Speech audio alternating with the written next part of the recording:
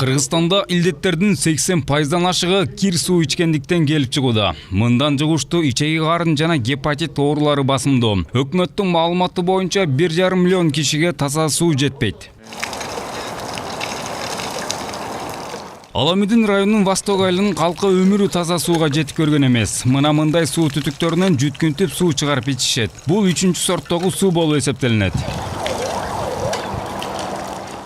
Жергиликтүүлөрдүн айтымдарында бир кездери таза суу чыгаруу боюнча ойлор айтылганы менен андан эч кандай майнап чыккан эмес. Жергиликтүү кеңешти шайлоо алдында таза суу чыгарып беребиз деген убадаларын берет дагы шайлангандан кийин унутуп калышат деп нааразы. Кир суунун айынан ар кандай илдеттер пайда болгонун айтышууда.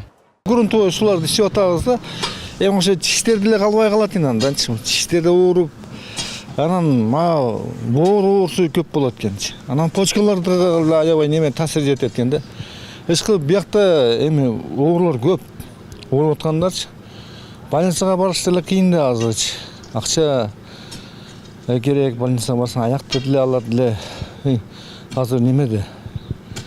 Бир таблетка, дарылар бир акчага келет да. Ошон үчүн бизге деле докторлорго кайрылганга деле анча акчабыз деле жок да.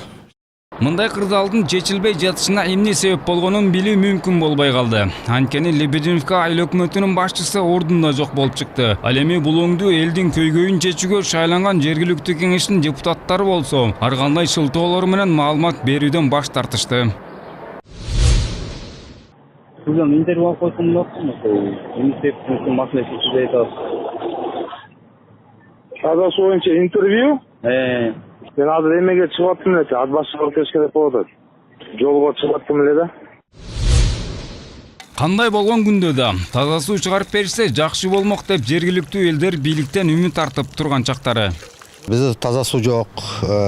Мен вообще бияктан 91-де жашап атам. Каждый год обещают таза суу алып келебиз деп. Биз болсо жерден алып атабыз.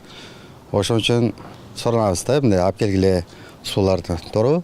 Бул өңдү таза сууга жетпей жаткан 500ден ашык айыл бар. 1,5 миллион киши таза сууга жетпейт. Алардын баарына таза суу чыгарып берүүгө 25 миллиард сомдон ашуун каражат керек болуп турат. Жылына 100 миллион сомдон бюджеттен которуп, 160 айылга ичүүчү сууну камсыздай турганын мындан 2 жыл мурун өкмөт убада берген. Ал ортодо жарандарды жугуштуу илдеттер каптап, ичеги карын оорулары көбөйүп кеткен. Ичеги курч оорулары айтканда бир 665 эле случайга учурга көбөйдү да, гепатит А болсо азайды. Бирок чынында эле айтканда биздин республикада ошол иче карын оорулары, сууга байланыштуу оорулар аябай деңгээли жогору да. Ошон үчүн биз коркпой эле дайыма айтабыз, бизде оору көп деп. Көбөйбөсө дагы көп да. Муну менен катар эле гигиенанын сакталбашынан дагы дал ушундай жугуштуу оорулардын көбөйүшүнө түрткү берүүдө. Бириккен Улуттар уюмунун маалыматы боюнча соңку 10 жыл аралыгында дүйнө калкынын 80%дан ашыгы таза суу менен камсыз болгон. Анын ичинен 800 миллион киши дагы деле болсо кир суу ичип жашашат. Кээ бир маалыматтарда 2 миллиардга жеткен. Улукбек Кутманбаев, Тилек Асхатбеков, События Бишкек.